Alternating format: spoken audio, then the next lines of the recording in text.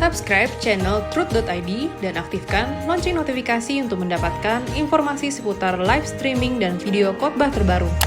Posisi tombol subscribe berada di kanan atas channel kami dan jangan lupa nyalakan loncengnya.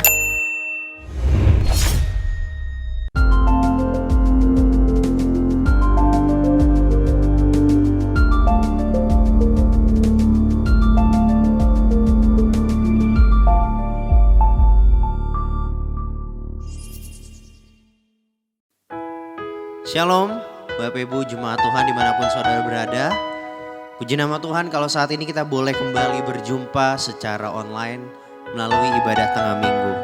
Pada hari ini sebelum kita mempersiapkan hati kita untuk mendengar firman Tuhan, mari kita bersama-sama persiapkan hati kita untuk memuji menyembah Tuhan. Kita satukan hati kita naikkan satu pujian di hadapan Dia. Jejakmu Tuhan sungguh sempurna bagi setiap kami.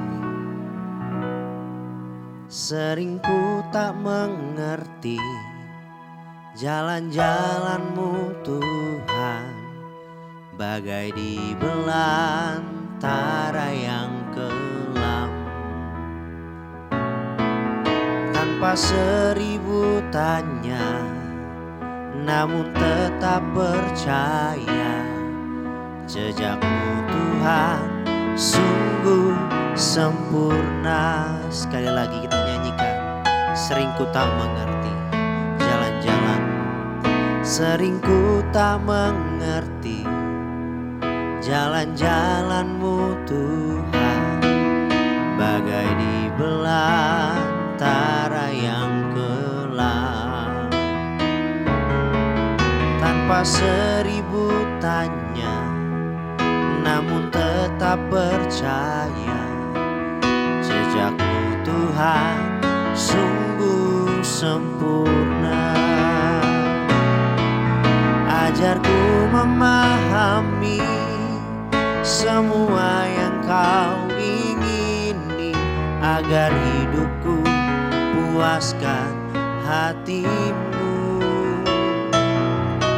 Bagimu aku rela sepenuh hati menghamba, serahkan diri, genapi karya-Mu. Mari sekali lagi kita naikkan lagu ini di hadapan-Nya. Katakan bersama. Sering ku tak mengerti jalan-jalan-Mu Tuhan, bagai di belantara yang kelam. Tanpa seribu tanya, namun tetap percaya, jejak-Mu Tuhan sungguh sempurna. Ajarku memahami semua yang Kau ingini, agar hidupku puaskan hati-Mu. Bagimu aku rela sepenuh hati menghamba, serahkan diri, genapi karya-Mu. Ajarku memahami semua yang Kau ingini, agar hidupku puaskan hati-Mu. Nyanyikan. Bagimu aku rela sepenuh hati menghamba, serahkan diri, genapi karya-Mu. Ajarku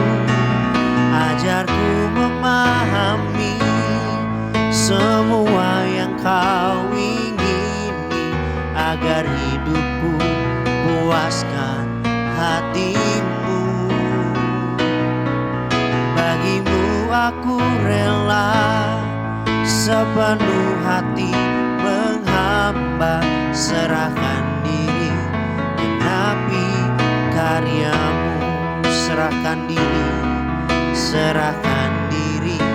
genapi karya-Mu. Serahkan diri, genapi Kami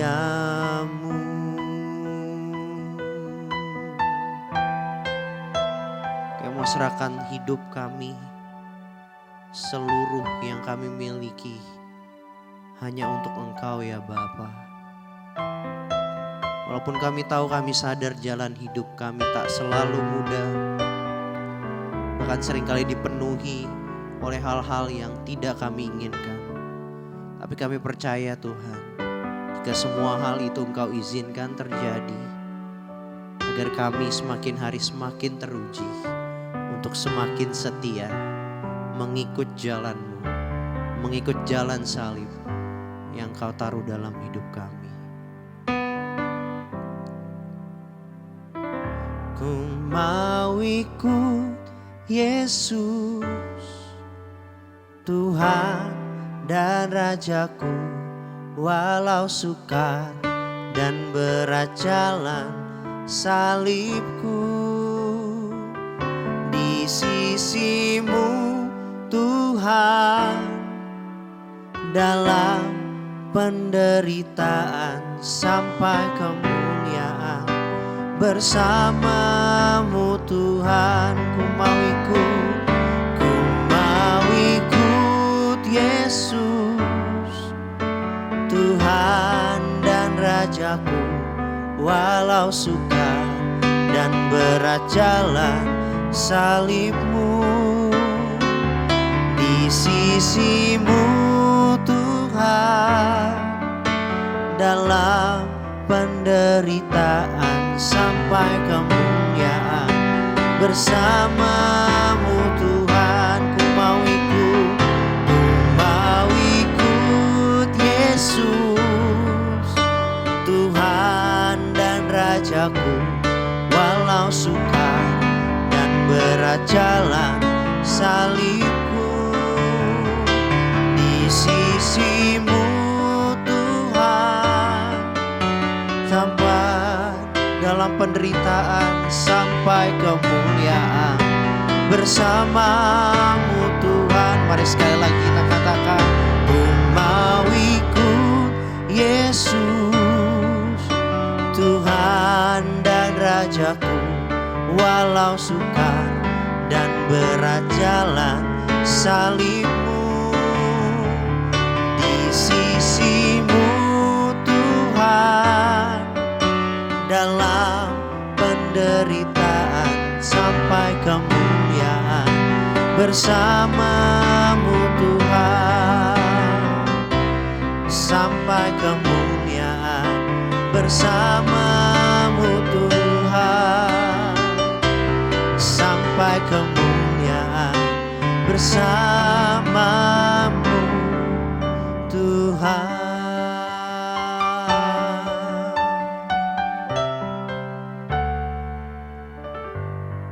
Shalom Bapak Ibu, saudara-saudara yang dikasihi Tuhan. Mari kita bersatu hati, kita berdoa. Bapa di dalam surga, sebentar kami akan mendengarkan firman-Mu. Mari Tuhan berbicaralah kepada kami, pribadi lepas pribadi, dimanapun kami berada. Mampukan kami Tuhan, mampukan kami memahami kebenaran firman-Mu yang kami dengar pada kesempatan ini. Mampukan kami untuk mengerti, bahkan terlebih dari itu Tuhan, Tuhan jugalah yang memampukan kami untuk melakukan sabda-Mu. Berbicaralah Bapa, kami sambut firman-Mu dengan penuh sukacita di dalam nama Tuhan Yesus Kristus.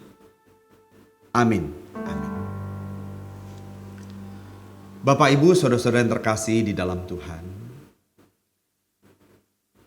hidup selama 70 sampai 80 tahun merupakan masa yang sangat singkat untuk mempersiapkan atau mengejar suatu prestasi abadi di hadapan Bapa di surga, di hadapan Tuhan Yesus Kristus. Prestasi yang dimaksud adalah sempurna seperti Bapa, serupa dengan Tuhan Yesus. Untuk mencapai prestasi abadi ini, maka setiap orang harus masuk dalam proses pembentukan yang tidak mudah. Pembentukan yang tidak mudah untuk dijalani. Sebab tidak ada jalan pintas. Tidak ada cara instan. Tidak ada cara sulapan. Itu sebabnya ketika kita menjalani proses demi proses dalam pembentukan ini, seringkali kita masih jatuh ke dalam kesalahan demi kesalahan. Bukan bermaksud membela diri, saudara. Siapa sih di antara manusia yang tidak pernah berbuat salah? Setiap kita pasti pernah berbuat salah. Setiap kita masih bisa berbuat kesalahan, masih bisa jatuh dalam dosa. Seperti yang terdapat di dalam Mazmur 5 ayat 15. Dikatakan bahwa sesungguhnya dalam kesalahan aku diperanakkan, dalam dosa aku dikandung ibuku. Artinya, semua manusia pada dasarnya mewarisi sinful nature atau kodrat dosa atau sifat-sifat dosa yang masih melekat di dalam diri setiap manusia. Karena Alkitab juga mengatakan bahwa semua manusia telah kehilangan kemuliaan Allah. Kita mewarisi dosa. Itu sebabnya kita masih bisa berbuat dosa atau melakukan kesalahan. Puji Tuhan Bapak Ibu, saudara-saudara yang dikasihi Tuhan. Melalui karya keselamatan Tuhan Yesus Kristus, maka setiap orang yang percaya kepada Tuhan Yesus Kristus, kesalahan yang dilakukan bukanlah akhir dari segalanya. Bukan akhir dari segalanya Bapak Ibu. Seringkali kita melakukan kesalahan. Ketika kita melakukan kesalahan, maka kita berpikir bahwa hidup kita sudah habis. Hidup kita sudah selesai. Hidup kita sudah tamat. Tuhan pasti buang kita. Bapak Ibu, cara berpikir seperti itu tentu tidak tepat. Sebab kasih Tuhan itu tidak dangkal. Kasih Tuhan tidak dangkal Bapak Ibu. Dan Tuhan sendiri tidak fatalistik. Artinya ketika seseorang melakukan kesalahan, Allah langsung membuangnya, Allah langsung memalingkan wajahnya, Allah langsung tidak memedulikannya. Tidak seperti itu. Kasih Tuhan itu panjang dan lebar. Kasih Tuhan itu begitu luar biasa. Tuhan selalu memberikan kesempatan kepada kita untuk bertobat. Selama jantung ini masih berdetak, nadi ini masih berdenyut, kita masih punya kesempatan. Kita masih punya kesempatan untuk bertobat dan berubah.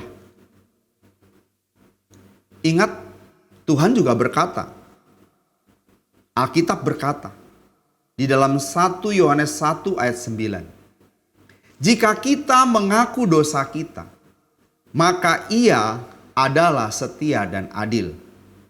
Sehingga Ia akan mengampuni dosa kita dan mengampuni segala dosa kita, menyucikan kita dari segala kejahatan. Tuhan pasti menyucikan kita dari segala kejahatan atau kesalahan yang kita lakukan. Jika kita mengaku dosa yang sudah kita lakukan. Kasih Tuhan itu panjang. Makrotomias. Dan kalau kita melihat di dalam kesaksian Alkitab, misalnya kisah tentang Simson. Berulang-ulang Simson melakukan kesalahan. Berulang-ulang. Sampai pada saat saatnya Simson mengutarakan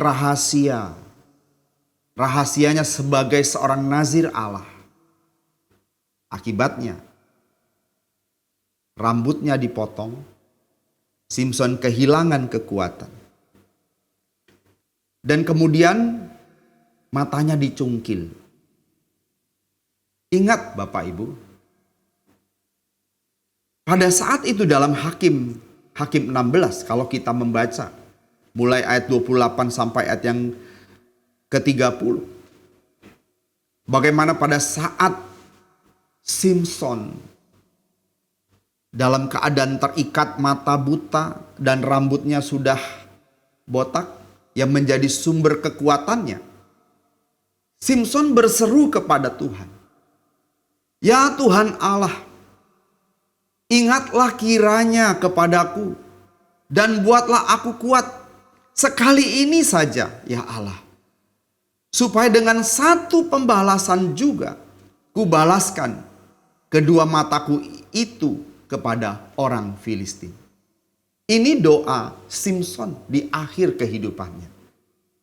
Padahal Simson sudah melakukan kesalahan demi kesalahan. Tapi kasih Tuhan itu panjang. Sabarnya Tuhan itu menghadapi kita panjang Bapak Ibu. Dan doa Simson digenapi Tuhan. Dikatakan di ayat 29. Kemudian Simson merangkul kedua tiang yang paling tengah, penyangga rumah itu. Lalu bertopang kepada tiang yang satu dengan tangan kanannya dan kepada tiang yang lainnya dengan tangan kirinya.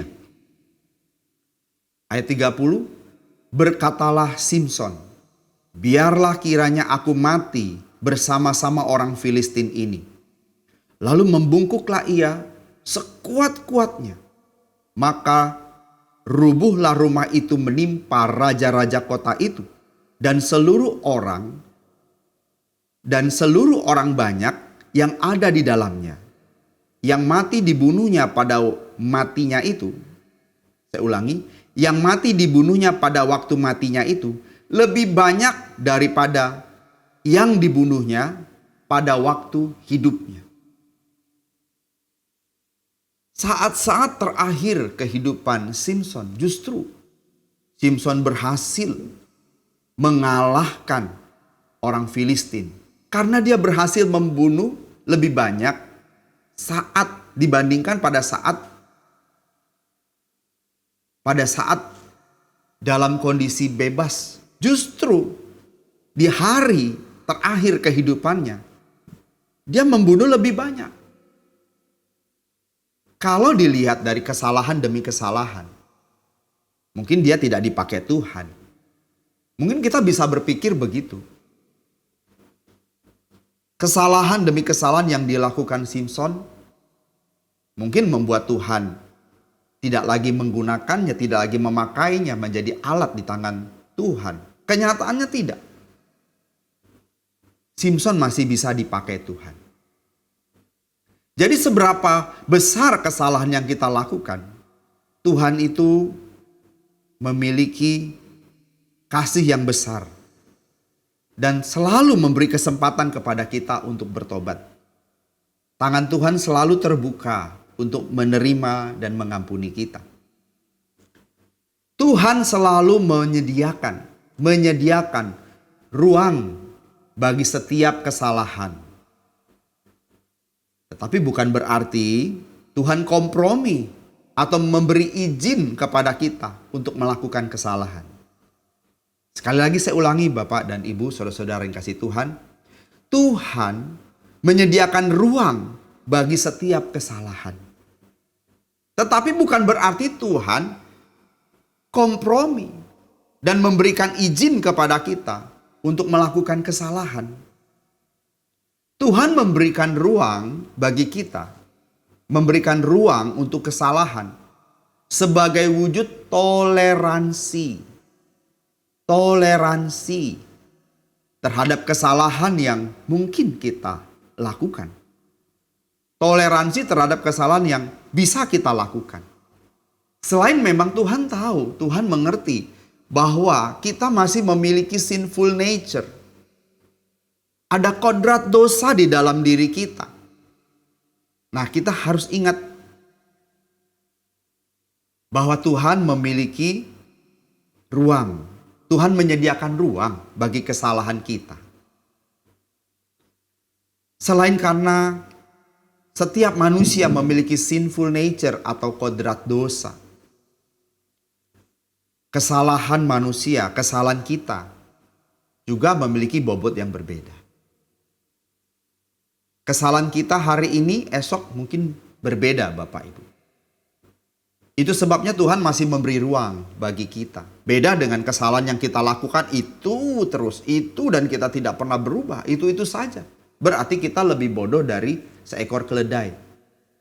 Keledai saja tidak pernah jatuh di lubang yang sama. Tapi kalau kita jatuh terus-menerus di lubang yang sama, berarti kita tidak lebih pandai dari keledai.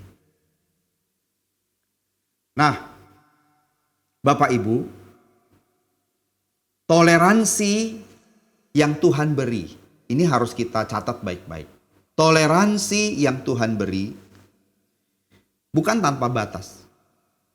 Sebab kesabaran Tuhan pun ada ambang batas toleransinya. Tuhan panjang sabar, makrotomias.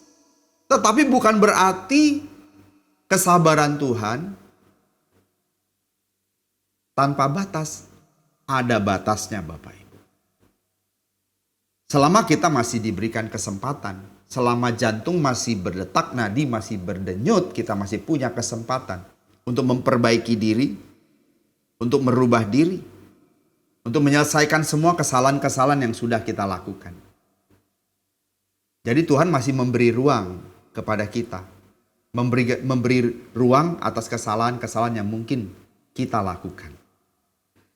Namun harus saya tegaskan bahwa jika kita melakukan kesalahan terus-menerus tanpa ada usaha untuk memperbaiki kesalahan kita, maka peluang untuk menjadi sempurna seperti Bapa, serupa dengan Tuhan Yesus yang merupakan prestasi besar kita di hadapan Tuhan, prestasi kekal kita di hadapan Tuhan, menjadi mustahil. Menjadi mustahil. Kalau sekali lagi, kalau kita terus-menerus melakukan dosa dan tidak ada upaya untuk memperbaiki, dan itu terjadi terus-menerus, maka mustahil kita bisa menjadi serupa dengan Tuhan Yesus. Sempurna seperti Bapa, menjadi mustahil. Nah, saya katakan tadi di awal bahwa kita mungkin bisa melakukan kesalahan. Setiap kita masih mungkin berbuat kesalahan. Tetapi kita tidak boleh membiarkan kesalahan itu terus-menerus. Setiap kita bisa melakukan kesalahan, tapi kita masih diberi kesempatan untuk merubah kesalahan kita menjadi sesuatu yang positif. Oleh sebab itu ada beberapa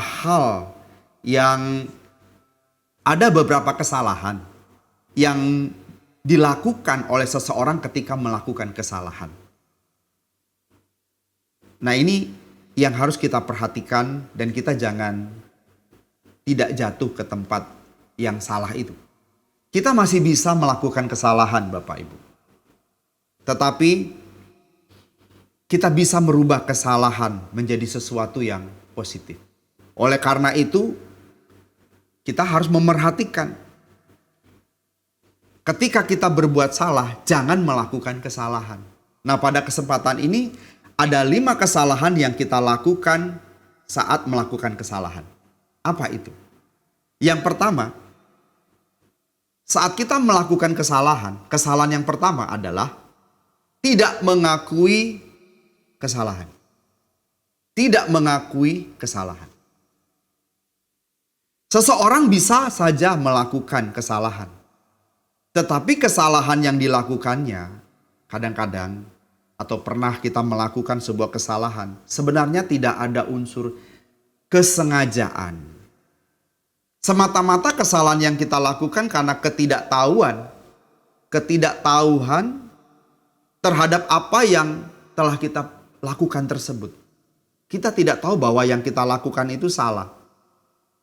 Hal ini bisa dimaklumi. Tetapi biasanya tidak berlangsung lama. Setelah kita tahu bahwa apa yang sudah kita lakukan itu salah. Setelah mungkin seseorang menyampaikan kepada kita bahwa apa yang kita lakukan itu salah. Nah, mestinya dengan kebesaran jiwa, dengan kerendahan hati kita mengakui bahwa kita sudah melakukan sebuah kesalahan. Dan memang harus segera kita akui bahwa kita sudah melakukan sebuah kesalahan. Nah, berbeda dengan orang yang selalu merasa tidak berbuat salah, padahal telah melakukan kesalahan. Seseorang sudah melakukan kesalahan tetapi tidak mengakui bahwa dia sudah melakukan kesalahan. Bahkan kadang-kadang ya, ada orang yang sudah melakukan kesalahan, itu bukan kesalahan yang terjadi karena ketidaktahuannya. Dia tahu, tapi dia sengaja melakukan. Dia lakukan kesalahan. Nah, orang ini justru menunjukkan sikap seolah-olah lupa. Seolah-olah lupa bahwa dia sudah melakukan kesalahan. Atau seolah-olah tidak terjadi sesuatu apapun. Seolah-olah tidak melakukan kesalahan. Kalau ada orang yang seperti ini perilakunya Bapak Ibu, dia melakukan kesalahan tetapi dia merasa tidak melakukan kesalahan itu. Dan tidak mau mengakui kesalahannya. Kalau orang seperti ini melakukan hal itu terus-menerus, kemungkinan orang model seperti ini mengalami gangguan kepribadian. Menurut penelusuran dari beberapa sumber Bapak Ibu, menjelaskan bahwa sikap merasa tidak bersalah terhadap kesalahan-kesalahan yang telah dilakukan, biasanya orang seperti ini masuk kategori gangguan jiwa atau psikopat. Dan tentu orang-orang yang ada di sekitar psikopat, orang-orang yang mengalami gangguan jiwa, tentu tidak akan nyaman. Tidak akan nyaman. Orang model ini bisa membahayakan dirinya juga membahayakan orang lain. Itu sebabnya harus segera diselesaikan, harus segera dipulihkan. Nah, kalau kita mau jujur, terkadang dalam satu peristiwa kita mungkin pernah melakukan kesalahan. Tetapi hanya diri kita sendiri yang tahu. Orang lain tidak tahu. Yang pasti diri kita tahu dan Tuhan itu pasti tahu. Kita tahu bahwa kita sudah melakukan kesalahan. Sayangnya kadang-kadang justru kita, karena orang tidak tahu, lalu kita menyembunyikan kesalahan kita. Kita membekukan kesalahan kita ini di freezer dan tidak mengakuinya.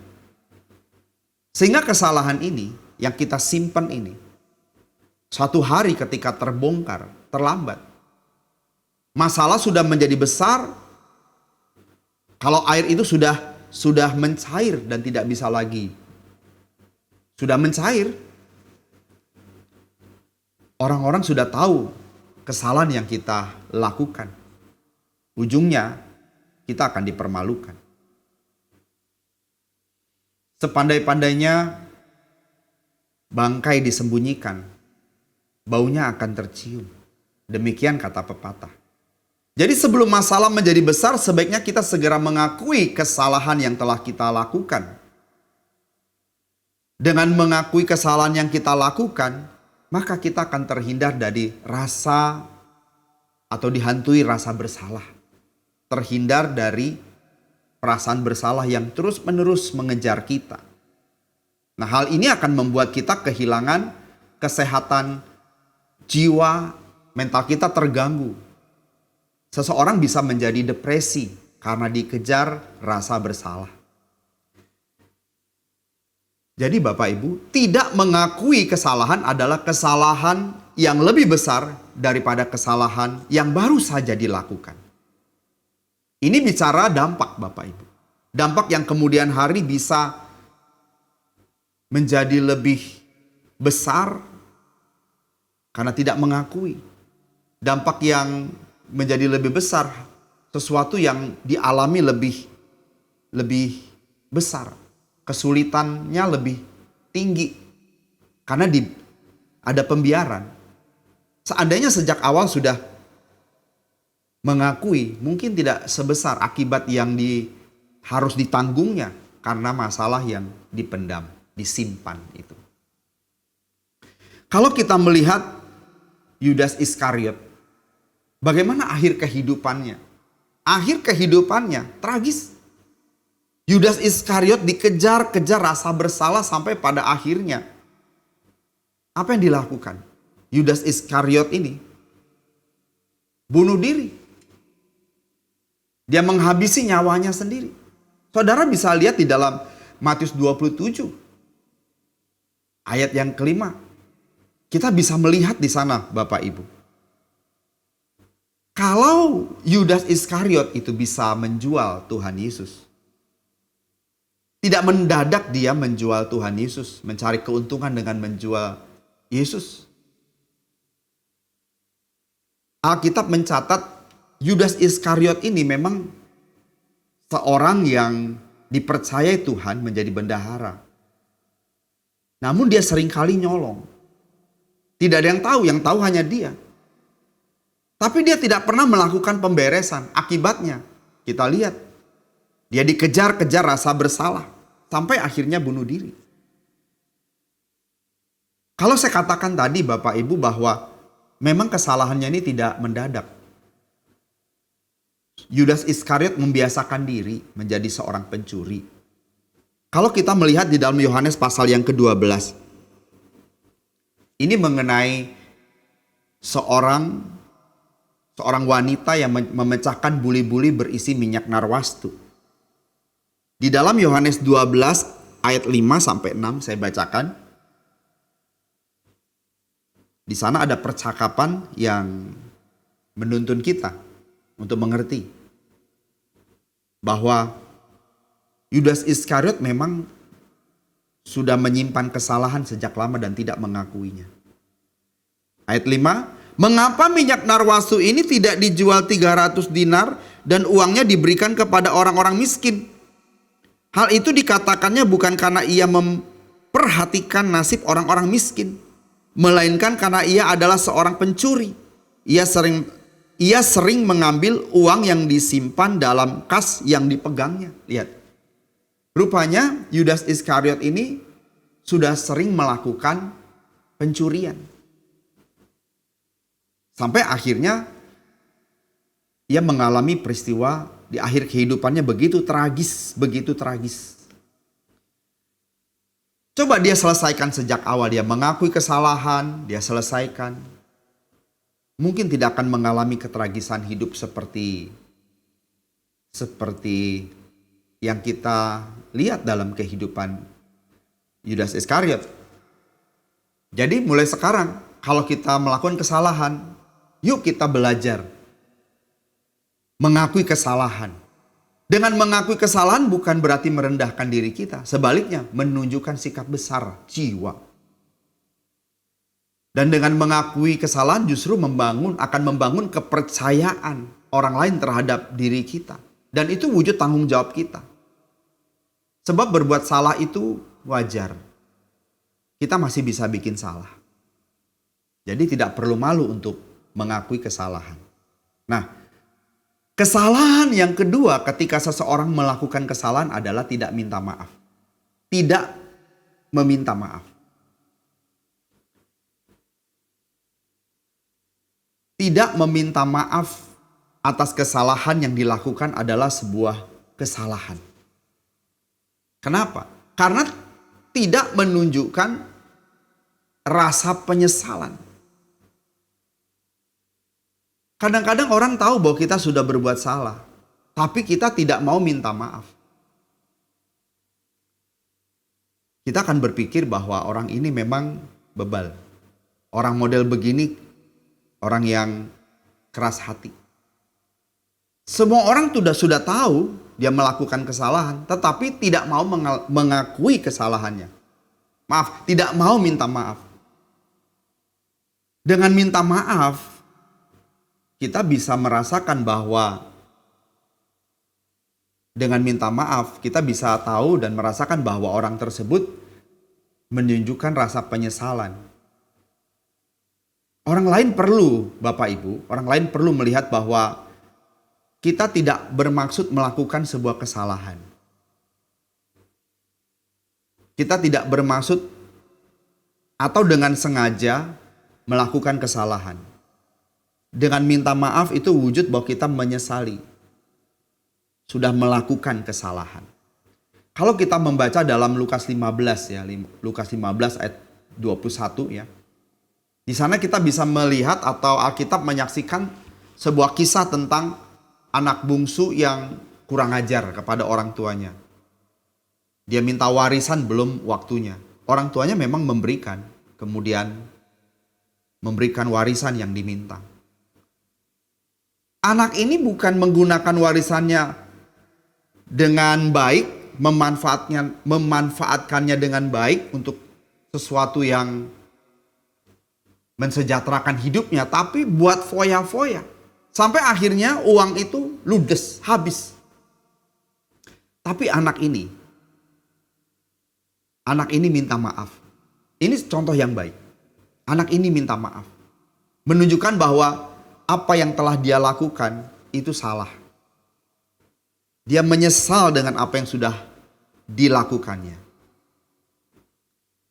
Di ayat 21, Lukas 15 ayat 21, ya ini contoh yang baik Bapak Ibu. Kata anak itu kepada bapaknya, kata anak itu kepadanya, "Bapa, aku telah berdosa terhadap sorga dan terhadap Bapa. Aku tidak layak lagi disebut anak Bapa." Kalimat yang mengatakan aku tidak layak lagi disebut anak Bapa ini menunjukkan penyesalan yang dalam. Dia mengakui anak ini jujur sudah melakukan kesalahan. Dia rela tidak diterima lagi sebagai anak bapaknya. Rela dihukum, rela. Nah, ini menunjukkan sebuah penyesalan yang dalam. Tapi banyak kali kita ketika melakukan kesalahan, kita tidak minta maaf. Tidak minta maaf kepada Tuhan. Kita tidak minta maaf kepada seseorang di mana kita sudah melakukan kesalahan. Nah, ini sebuah kesalahan. Tidak minta maaf. Hal itu menunjukkan bahwa kita tidak berniat untuk merubah kesalahan kita. Tidak berniat untuk memperbaiki kesalahan kita. Dengan minta maaf, itu sebuah niatan di mana kita ingin memperbaiki kesalahan. Yang ketiga, kesalahan yang ketiga ketika seseorang melakukan kesalahan adalah begini, Bapak Ibu. Kalau seseorang melakukan kesalahan lalu meminta maaf. Kesalahan banyak orang adalah tidak ada komitmen dan juga tidak memberikan solusi. Kita bisa bikin salah, itu normal. Ketika kita bikin salah, ketika kita berbuat salah, kita mengakui kesalahan, kita juga bisa harus meminta maaf atas kesalahan yang kita lakukan.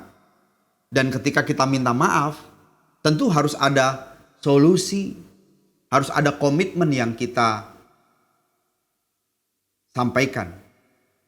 Ada solusi dan komitmen yang kita sampaikan. Jadi mengakui kesalahan itu harus dengan mengajukan solusi dan komitmen. Nah, setelah mengakui kesalahan ini penting Bapak Ibu. Kita menawarkan solusi untuk memperbaiki kesalahan yang kita lakukan. Ada solusi yang kita utarakan, saya minta maaf. Kalau kita sudah misalnya nih, kita sudah melakukan sesuatu atau melakukan suatu kesalahan yang merugikan orang lain. Kita datang kepadanya, kita minta maaf, kita mengaku salah, kita minta maaf, dan selanjutnya ada solusi yang kita berikan. Aku akan mengganti. Kalau itu berupa barang yang kita pecahkan misalnya. Barang yang kita pecahkan misalnya HP orang. Kita pinjam tapi entah bagaimana pecah. Kita minta maaf. Solusinya apa? Saya akan ganti. Mungkin kita tidak punya uang cash. Ya kita bisa cicil. Saya ganti tapi cicil ya. Itu solusi yang kita tawarkan. Bukan sekedar maaf ya. Tapi ada solusi yang kita tawarkan. Kita minta maaf lalu kita memberikan solusi. Saya ganti. Saya ganti uang Anda. Saya ganti barang Anda yang rusak. Kita berjanji untuk tidak lagi mengulangi kesalahan yang sama. Nah, ketika kita melakukan kesalahan, kita berjanji untuk tidak lagi melakukan kesalahan yang sama. Nah, itu komitmen. Jadi selain ada solusi yang kita tawarkan, kita berkomitmen. Saya tidak lagi melakukan kesalahan yang sama. Nah, kebanyakan orang ketika melakukan kesalahan, dia tidak memberikan solusi dan juga tidak ada komitmen. Artinya, ia tidak bersungguh-sungguh mau memperbaiki dirinya. Setiap kita bisa melakukan kesalahan dan pasti melakukan kesalahan. Nah, ini penting ketika kita melakukan kesalahan. Harus ada usulan solusi yang kita tawarkan. Lalu kemudian ada komitmen di mana kita tidak lagi melakukan kesalahan itu. Ada solusi yang kita tawarkan untuk memperbaiki kesalahan yang sudah kita lakukan. Ada komitmen untuk tidak lagi melakukan kesalahan yang sama. Di dalam Alkitab, satu kali Tuhan Yesus menyembuhkan seorang yang lumpuh pada hari Sabat, yaitu di kolam Betsaida. Dan tentu Tuhan bukan ini kali pertama menyembuhkan. Dan juga bukan satu-satunya Tuhan berkata kepada seseorang setelah disembuhkannya, jangan berbuat dosa lagi. Berulang kali Tuhan juga menyampaikan hal itu. Nah, di kolam Betsaida, Tuhan bertemu dengan seseorang yang sudah lumpuh, di mana dia berkata bahwa tidak ada orang yang membawanya ke kolam yang diharapkan kolam itu bisa menyembuhkan. Karena ada semacam keyakinan kalau masuk kolam itu, ketika kolam itu airnya bergerak, ada malaikat yang menggerakkan air, orang yang sakit akan mengalami kesembuhan. Nah, tidak ada yang membawanya ke kolam itu. Kemudian berjumpa dengan Tuhan Yesus dan Tuhan Yesus berkata kepadanya, angkatlah tilammu dan berjalanlah. Orang ini menjadi sembuh. Ada satu kalimat yang Tuhan katakan. Engkau telah sembuh. Jangan berbuat dosa lagi, supaya padamu jangan terjadi yang lebih buruk. Yohanes 5 ayat 14. Sekali lagi saya ulangi, Tuhan berkata kepada orang yang disembuhkan ini, orang lumpuh yang disembuhkan Tuhan Yesus ini, engkau telah sembuh, jangan berbuat dosa lagi, supaya padamu jangan terjadi yang lebih buruk. Tuhan mengajarkan kepada kita, kalau kita mau berhenti, kalau kita mau menyelesaikan kesalahan kita, bukan cuma minta maaf, jangan berbuat dosa lagi. Jangan berbuat dosa lagi. Kesalahan saat melakukan kesalahan yang kelima, Bapak Ibu, yaitu menutupi kesalahan dengan kesalahan. Menutupi kesalahan dengan kesalahan. Seperti ada peribahasa, gali lubang, tutup lubang. Ibarat seseorang menutup hutang dengan cara berhutang.